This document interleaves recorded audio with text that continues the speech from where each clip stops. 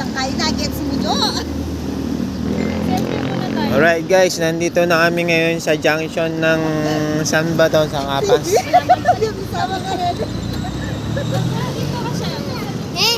Ayan yung mga naghihintay kami ng bus dito papunta ng Baguio.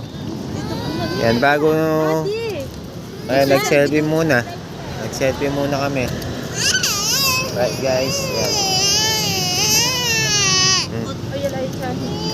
Ay, oo nga pala, hindi nasama. Oh. Yan guys, maganda muna kayo dito guys. Guys, picture lang mo kayo guys.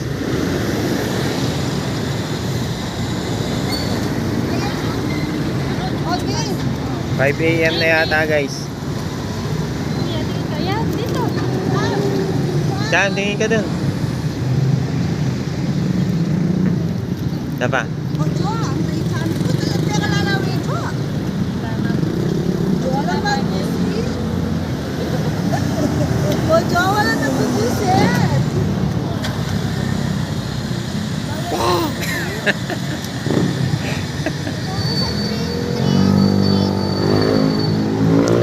Guys, matagal yung bus guys. Ganito pa lang nagko-commute sa ano, papuntang Baguio.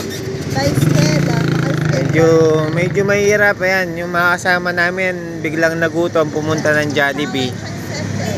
Bumili sila ng Jollibee. Oh.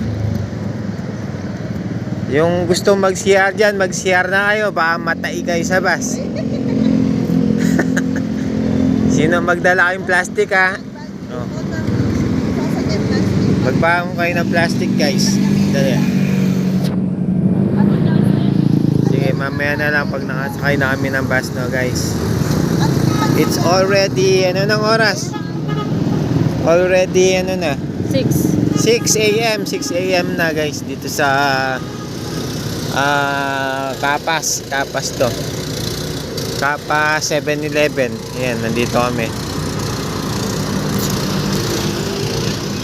Ano, magpa-money hunt na tayo dito sa Kapas na ano, Kapas 7-Eleven. Sinong malapit dito?